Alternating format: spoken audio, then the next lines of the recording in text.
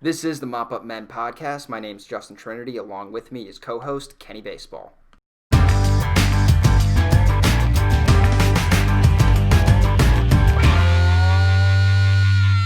Okay, let's talk about the Los Angeles Angels. Now, they have Mike Trout, but after that, their team is really lacking on the pitching front of things.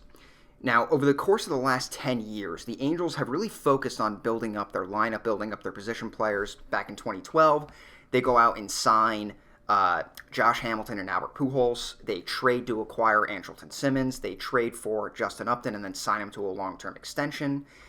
They go out and they sign Anthony Rendon to a huge contract last year, 7 years, $245 million. But yet they don't seem to realize the fact that you need people on the mound to get people out. I don't know if they realize that you also need starting pitching because they keep getting out and getting these guys that can't get anybody out, like a Julio Teheran. It's kind of like they're trying to build up this great lineup and then kind of piecemeal a rotation together. But when has that ever worked? Like, do they not understand that you actually need guys on the mound to pitch to the other team?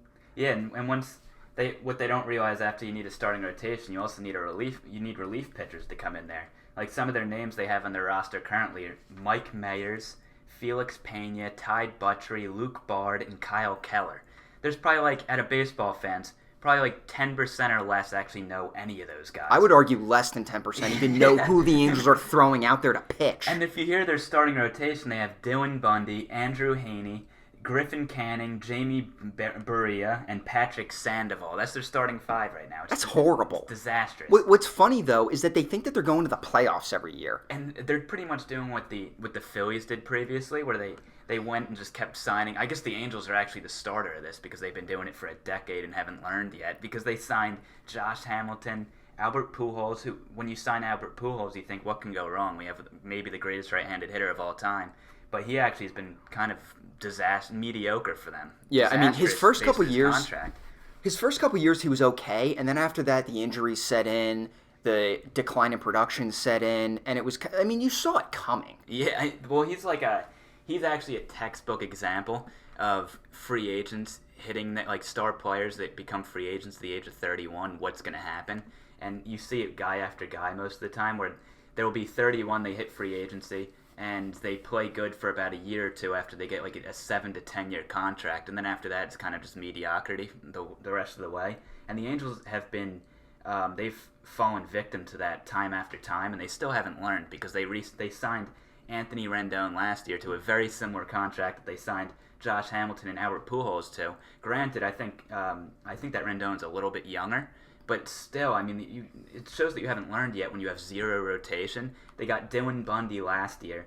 They didn't even have any relief pitchers to really going around him. They finally learned a little bit because they got Iglesias from the Reds this offseason, which is a step in the right direction, but he can only pitch one inning. And what else? What are they going to do now? They're a disaster waiting to just happen. I mean, they have Mike Trout, and other than that, I mean, then you have Rendon, and then other than that, it's like... You hope Upton bounces back after hitting 204 in the shortened season. You hope Shohei Aotani can do better than hit 190 with a 366 slugging. I mean, the Angels, we talked about the Phillies being a disaster last week.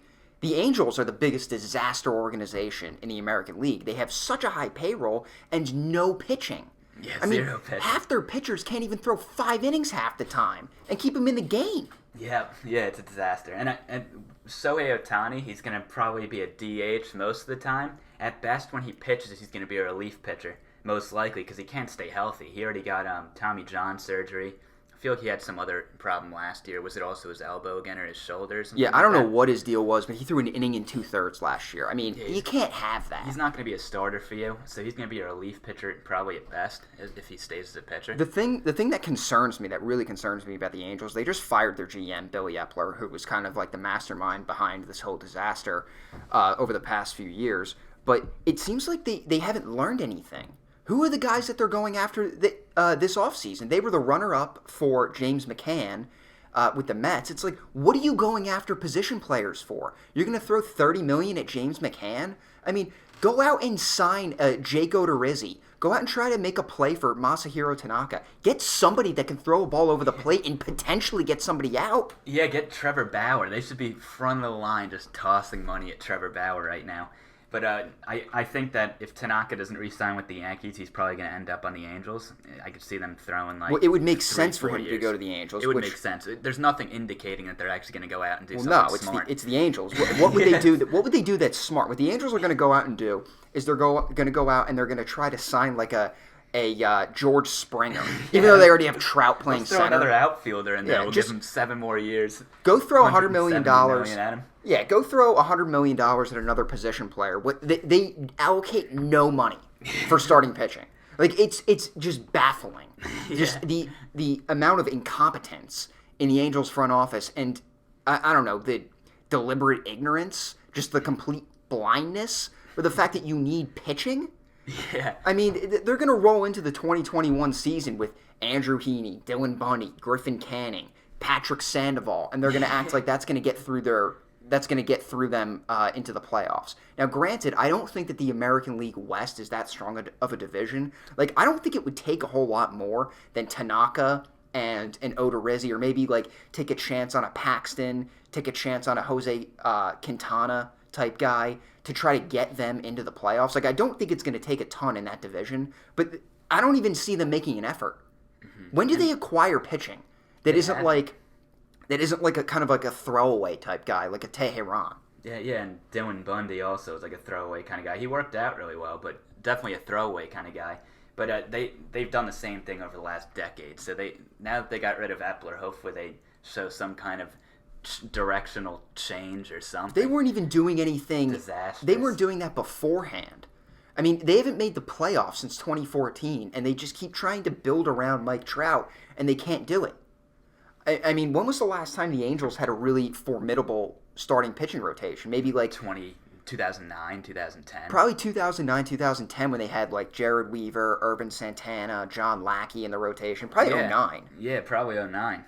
And you look at those teams and just use your old teams as a blueprint. Why were we good in 2009? Well, we had starting pitching that could get anybody out. They could get somebody out. And their team was so scrappy in the early 2000s. They were the Yankees' kryptonite from 2002 through, honestly, until the Yankees beat them in 09. They would beat the Yankees like just easily, it seems like. That was the team you never wanted the Yankees to play, kind of like how the Twins never want to play the Yankees. It was that same kind of thing. Yeah, well, they had guys that it was kind of the opposite of the way that they've built their team now, where they weren't like a big power-hitting team. Like, they had Vladimir Guerrero, but then beyond that, it was kind of a bunch of just guys that were good baseball players, like Sean Figgins, Garrett Anderson, Eric Ibar, Meiser Asturis. Like, David they had what's his name? Eckstein. Yeah, David Eckstein, Adam Kennedy. Yeah, like they had those kind of guys that were just Troy Glaus. Yeah, they had guys that were kind of they weren't like big all or nothing type players. They weren't like an all or nothing type team like the Yankees were, where they were just very consistent in the postseason and then relied on pitching. Yeah, and we haven't seen that. And they had good pitching back then, where they had like Bartolo Colon in 04, they had it on, and they had Jared Washburn, they had John Lackey. They had a bunch. Kelvin Escobar. Yeah, he was solid too.